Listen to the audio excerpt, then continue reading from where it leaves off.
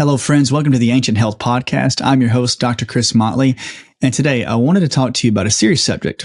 We're going to talk about sleep apnea. We're going to talk about breathing problems and its association with serious infections such as Lyme disease and even strep. If you have problems with apnea, shallow breathing, rapid breathing, can't get a full breath in, or exercise or light movement actually causes you to have a shallow breath, then this podcast is going to help you, because we're going to talk about the infections to look for, to get tested for. And we want to talk about some of the herbs such as cat's claw or rosemary, artemisia. These are a few of the herbs that can actually clean out the infections to help clear out the lungs. Because if you do not clear them out, it can cause you to have lower oxygen levels.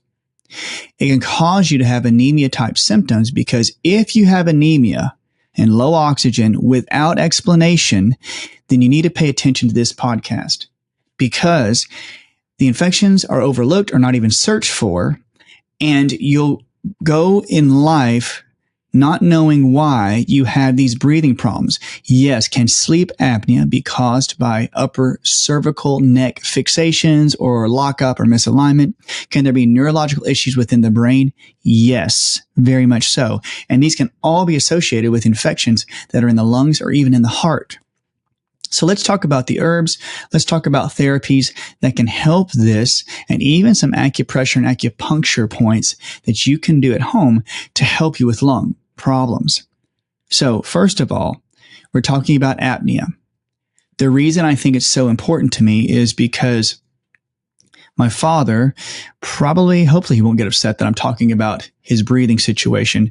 But when I was younger, my father had apnea issues. My dad is a very hardworking man. He's into his 70s, late into his 70s, and he is a very hard worker. And he never stops, just keeps going. And one of the things I was very concerned, even at a young age, was that my dad would snore quite heavily. My dad was in the military. He was a drill sergeant.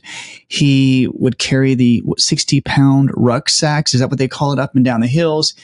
And it caused him, along with the Lyme disease that he has and infections in his joints, to have arthritis. But one thing I remember is that he always snored really heavily. And I would pick at him about it, because I would be in the next room and I would hear him snoring so loudly that it was just like he was there in my room, to the point where I could not go to sleep. And I would have to go in and bump my dad from the other room. Now, there were times when he would snore, and then I got so used to it after a while that I would wake up because I stopped hearing him snore. And I would stop hearing him snore, and then I'd hear him gasp for a little bit of air, and then he would start snoring again. And I thought it was always unusual, even at that time of my life. At that age, I was like, well, I don't know if it's good for my dad to stop breathing. And I remember one night that I paid attention, and it was about 2 minutes long where my dad didn't breathe, and then he started snoring again. And I thought for certain, it's like, my dad can not be breathing for 2 minutes. I mean, who can hold their breath very well for 2 minutes? And I thought, well, maybe he just stopped, snoring, and then he's just breathing normally. Well, this went on for years. And then he got diagnosed with sleep apnea. And it all made sense to me. My dad would get up and he was chronically tired. He was chronically fatigued, especially he had liver flukes and he had Lyme disease. And one of the things that he said that helped him the most when he started having the sleep apnea was that he could think again. Because he remembers that he would always get out of breath. He would do his exercise, like he'd be mowing the lawn or doing something outdoors. He said he'd get very, very tight chested. He'd get checked for any type of heart conditions. And he was always chronically tired, always having a normal amount of oxygen, but always on that borderline of having enough oxygen and iron that he wasn't anemic. So as I studied it with him more and more, and even in my own mind, I realized with the sleep apnea that there was infections that had probably gotten into his lungs. In fact, there are many patients that come in and we get numerous tests that show, write this down, bacteria such as mycoplasma, M-Y-C-O. This is not a mold. Mycoplasma, anaplasma, ANA plasma. Then there's also strep, staph, and the patients have this along with Lyme disease and its co-infections, such as ehrlichiosis, Bartonella, Borrelia, and with mycoplasma, I always search for the parasite Babesia. Now, if you study these bacteria and these parasites, it's not uncommon knowledge that these infections literally can infect the heart, the lungs, and the brain. The reason being, many times they are blood parasites. They love to go into your cells, your red blood cells. They love to eat up the proteins. They love to eat up the hemoglobin. They love to eat up the metals. They love to eat up the iron. And so when they get into your red blood cells or your capillaries, your arteries, their job is just to survive. One of the main areas that has a lot of these types of material, as you would call it, is going to be the lungs and going to be the heart. Now, it may seem minuscule if you have it on your blood report that, yeah, they said I had mycoplasma and had anaplasma. But if you study these types of infections, what does it cause? It causes walking pneumonia. Have you ever had pneumonia when you were a kid? Have you ever had pneumonia when you're an adult? Let's circle back to my dad. My dad then always told me that he wanted to be in the special forces. And my dad was going twice to go into special forces to be a helicopter pilot. And twice he got sick with pneumonia. My dad would be out in the fields, and my dad said in the military, if you guys are military personnel out there, veterans, my hat's off to you. My heart goes out to you. My dad, my grandfather, my great uncle, my brother, every single one of them were in the military. I was considering going to Air Force. My dad was in the Army and the Air Force. And one of the things that was impressive was that they would go out into the field and they would take their ponchos, their military ponchos, and they would make self-made tents with them and put a little fire underneath. Yes, in the middle of the field, because they would just let them sit out there in the freezing cold, in the rain. And so my dad would be out there in the freezing cold, and twice he got such bad lung pneumonia that he almost died. The first time around, he missed the special forces, like the bus that went out to take him out there. He got approved. The second time around, he got so sick that he was 3 days away to go to the helicopter training, but he could not. He told me that after he was almost fully out of active service, that he had to get cortisone shots, literally cortisone shots. They would stick it up in his shoulders to actually break up the mucus that was so bad in his head he could hardly breathe. Now, he had pneumonia twice. He took antibiotics. Do we think that just taking antibiotics killed all the infections after all these years when he still has had problems with his stuffy nose and runny nose? My dad has always had ruddy cheeks. Many times we associate that with, oh, that's a lot of healthiness, redness in the face. Redness, in my opinion, is not saying it's not healthy, but if it's on the cheeks, I automatically go to the lungs. There's lung infections if there's real red cheeks. That's why I always think Santa Claus had a lung infection. Just kidding. That was a bad joke. But he had the lung infections and he had the pneumonia. And now he's experiencing sleep apnea. Oh, it's just coincidence. Something is in your lungs causing such congealment and mucus, as they call it in Chinese medicine. They're calling it the goose syndrome of the lungs. And that's not associated with your sleep apnea. Remember, please never disassociate or try to separate all the symptomatology that you're experiencing now with the things you suffered when you were younger. So if you had pneumonia when you're a kid and you're having sleep apnea now, if you're having breathing problems now, if you're having problems going up the stairs because you can't breathe properly, if you're having problems with always clearing your throat, feeling like there's always weight in your lungs, if you're a carrier of strep, please get checked for mycoplasma, anaplasma, strep, staph, any type of Lyme disease. You could even get your lungs checked out to see if there's any water or fluid in there, because I've seen it. This could be one of the main problems with you having sleep apnea, along with the neurological issues, the neck muscle problems, the epiglottis, the little uvula going back into your throat, causing you to feel choking. Yes, that is a true thing. But I'd say this, you would have a better chance of cleaning it out quicker if you got any of these infections out, if they were there. The top signs you want to look for, along with your sleep apnea, along with your shallow breathing, are a few signs in Chinese medicine. Now, the lung meridian starts right near the armpit on the chest. It's called the lung 1. In fact, where the crease of your shoulder meets the chest, right near your armpit on the front, that's lung 2. The lung meridian goes all the way down. If you can see it on camera, goes right down the bicep along the forearm, and it ends at the end of your thumb. That's the lung 9 point. Okay. So you have the lung points, and you then have lung running into large intestine.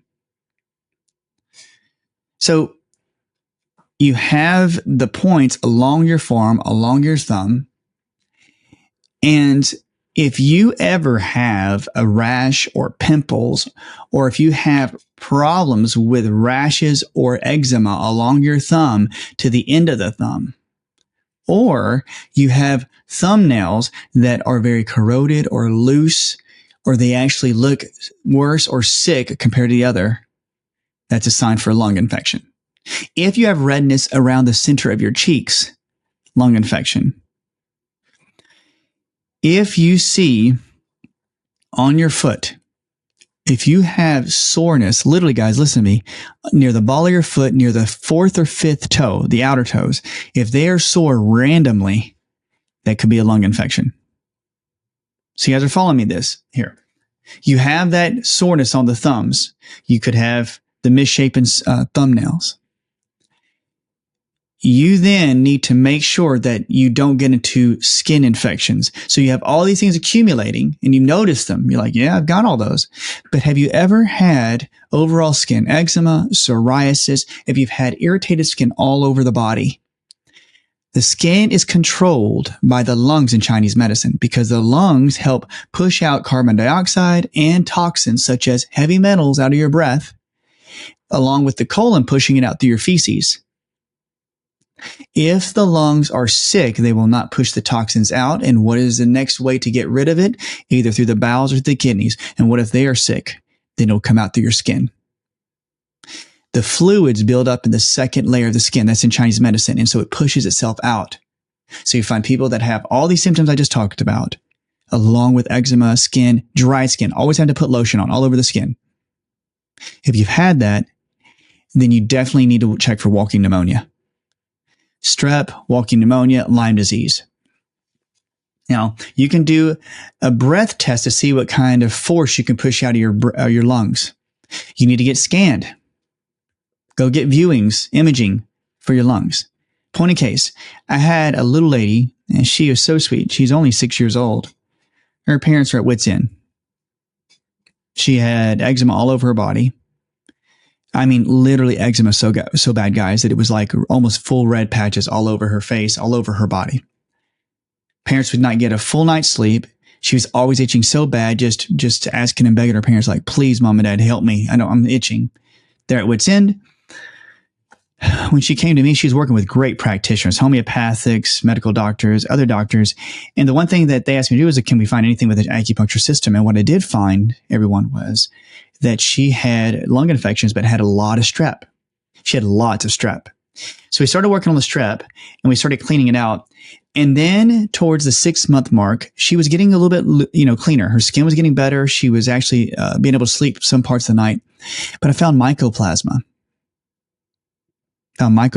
With my style testing, kinesiology, acupuncture testing, using frequency-based machines and techniques. And we found mycoplasma, and that was my assumption. And used my cold laser to start using it on the mycoplasma points. And she had gotten such stuff coming out of her lungs, it was coming out too quickly. She had to go get a steroid shot.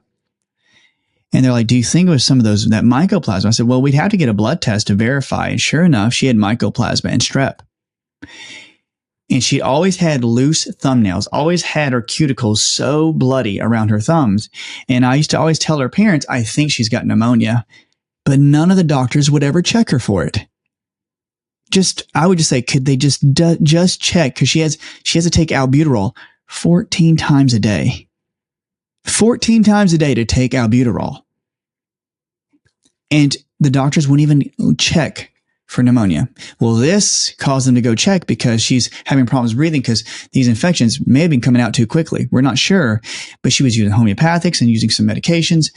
And when we did some cold laser, she started having some problems breathing, but she was breathing fine for 3 days. And then that fourth day, it just got her to where she's like, oh, she's having a little bit of problem breathing. I said, well, don't mess around with it. Go get it checked out.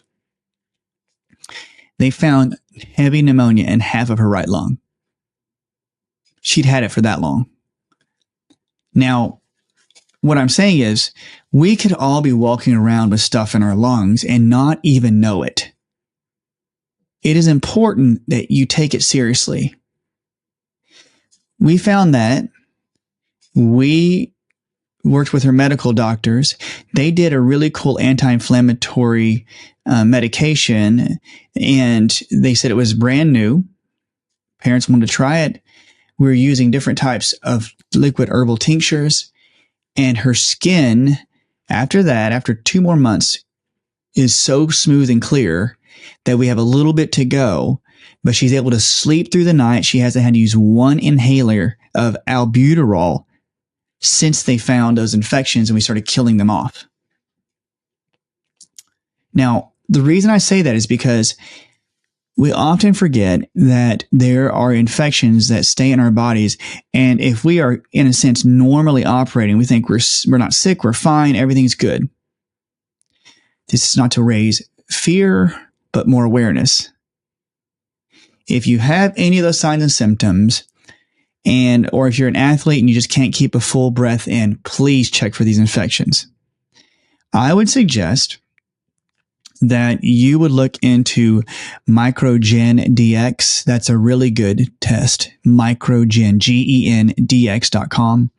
They have testing where you can actually blow your snot, take a swab, take swabs out of your ears and put fluid into a tube, and they'll test for over 50,000 different types of bacteria. Another one I've been using is Microbiology DX. Microbiology DX. And they use all the swabs for the head. They say that if it's in the sinuses or up in the head, it's in the rest of the body. I found patients with heavy amounts of E. coli, H. pylori, and strep and staph in their head. Heavy amounts of redness and flushing in their cheeks, underneath their chin. Literally, they are miserable because they're so inflamed in their face.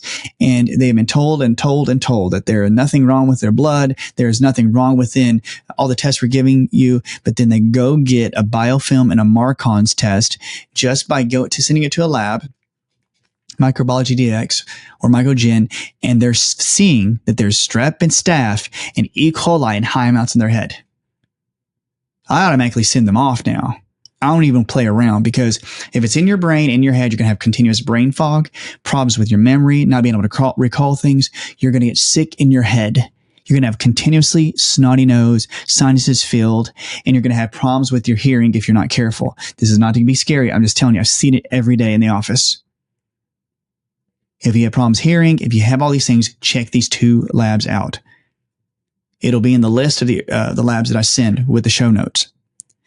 Now, some people do the inhalers. What they do is they'll take, I say inhalers or the breathing treatments. You can go to Walgreens and get a small humidifier that you can put steam up your nose to help it break up loose. But some individuals will take those types of machines, breathing treatment machines. And what they'll do is they'll actually put like water, food grade hydrogen peroxide, ionic silver, even herbals like Podiarco, Paudarco, Podiarco. Now, you can look for different types of natural breathing treatments. Then it helps really well. It cleans up the sinuses. Some individuals like myself take bee propolis and put a oregano spray. You know that there's certain companies out there that do that and continuously spray up into the sinuses to clean them out. So you can do breathing treatments, you can do nasal sprays.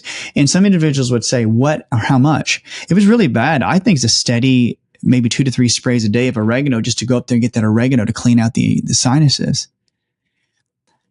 I think it's so important that you could use propolis. You can use different types of herb sprays and research them. They work really well. In fact, when I've done that, my eyes have actually gotten crusty and gotten gunky because all the infections that were in my sinuses are trying to come out because I'm killing them off. So I use breathing treatments. I'll use herbal sprays literally every day. I like herbal tinctures. I like herbal tinctures because I believe that tinctures sometimes can get a little bit quicker into the blood-brain barrier through it and get into the head. So if you do find it, I love Cat's Claw Supreme. Cat's Claw is one of the best things that I find that will kill off infections such as Lyme disease or strep or staph. Cat's Claw Supreme is one of my favorites. They say it's like the miracle herb, miracle vine in South America. Another one I really love is going to be sweet wormwood, sweet Annie, artemisia, anua, and it's one of my favorites too. I'm going to explain why. So write these down: cat's claw, artemisia, rosemary. I love rosemary. Rosemary is awesome. It's one of my favorites. I don't like rosemary on food. I don't know why, but it's always tested well for me now with supplements that I'm just so surprised how well it's done for me. And one I don't want to forget is hutania. Hutania leaf is one of the best to treat Bartonella. Now, the reason I think all these work really well because they are so broad spectrum that they'll kill infections such as Lyme disease and strep. The reason I harped on mycoplasma is because mycoplasma is often associated as one of the co-infections of Lyme disease. Now, I can go into the whole mixture of it, but guys, remember this. Lyme Borrelia is a spirochete. It'll burrow into the soft tissue of the lungs. Babesia, which is a parasite, Bartonella, Ehrlichia, Rickettsia have all been known to get into the lungs, into the digestive system. They are blood parasites. They'll work their way into the area that has a lot of blood and a lot of nutrients, and your lungs are that kind of material. So when I find patients with strep or staph or Lyme disease and mycoplasma, I then don't stop. I go check for Epstein-Barr virus. Look for Epstein-Barr virus or any herpetic virus. Vibrant Wellness Labs has a really good one. They have a really good viral test. Vibrant Wellness Labs. Check them out and check and see if you have Epstein-Barr virus or any type of herpes virus. They can get into the lungs. They can cause you to have cold and flu-like symptoms without even knowing it. And these herbs I just mentioned, like the cat's claw, the artemisia, and rosemary, they are so good at killing the infections, but like rosemary itself is so good at cleaning up strep and staph biofilms. These not only kill the infections, but they can also keep them from replicating. Hutania is so good, it'll kill off Bartonella. Like Bartonella is what causes cat scratch fever or the stretch marks on the body. So if you look at these 4 herbs, just for example, I'll send a link and you can look on Supreme Nutrition's website and look at the herbals that could work for your type of condition if you know what type of infection. So the reason I like you to get tested is because if you test and you find out which bacteria or virus or even a parasite's in your body, you can go through and use the herbs that can help. But these are really solid choices. Again, cat's claw, artemisia, rosemary, and hutania. These help clean up a lot of the Lyme disease type infections and strep and staph for the lungs. You'll be surprised how well they can work. There's a suggested dosage on the back, but remember, always ask your primary care doctor, your primary care physician, or holistic practitioner about dosages for you. And for children, you need to check out for contraindications. Many herbalists will take the tincture forms of these types of herbs and use them at reduced dosages for children. But I'm thankful that we've seen many children get cleaned up because of using herbs in a very safe tincture format. So check these out and then see if you can find if any infections, start using the herbs, and then you can get retested 3 to 4 months later. If you find any of these types of infections, you should start to see a dent being made in these types of infections. So if you don't, I want you to make sure that you keep researching and keep going forward. Keep monitoring the infections and try different herbs and different types of therapy if you're not making leeway, because you'll finally find an herb that hits the nail on the head. Literally, you will. I like to use red light therapy. I love to use cold laser therapy on the lungs. I like sauna therapy or red lights, like sunlighten. I love using that. Some people use cold water therapy or cryotherapy, such as cold plunging, to help.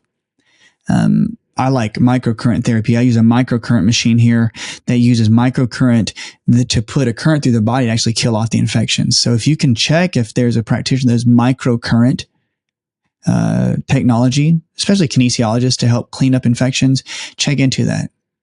It's really, really cool. And Rife machines. I love Rife machines. If you get the right practitioner or you got the right equipment, like Spooky 2 is a big one. But if you do Rife machines or plasma machines, those are awesome too. So please look into plasma machines, the Rife, look into microcurrent, even look at PEMF, PEMF machines, PEMF, to help raise the energy of the mitochondria. You want to kill off the infections, and you want to find what we call a mitochondria or Krebs cycle literate practitioner who can help you with finding the right nutrients to help raise your energy. Write this one down too. Look into the Metabolomix, BOLOMIX, metabolic mix, Metabolomix, if I can say it 5 times fast. And it's used by Genova Diagnostics.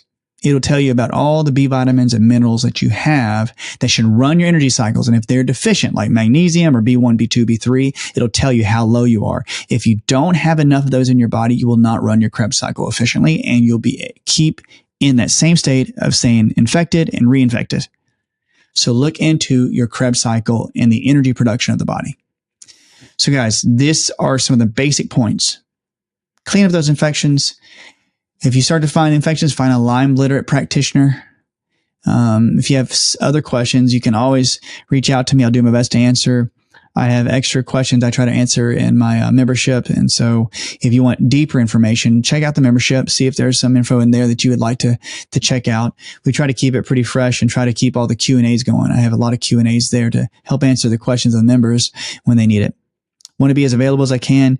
Guys, I hope this was informative. If you like this type of information, please send us a comment. Tell us if you like it or what other information you'd like to hear. And if you like it, give us a thumbs up and subscribe. We really appreciate it. We want this to be very, very informative and very educational. We want you to get the most out of it. Please keep in touch with us, okay? So until the next time, have a blessed day and take it easy and have a great night. I'll see you guys. Have a good one.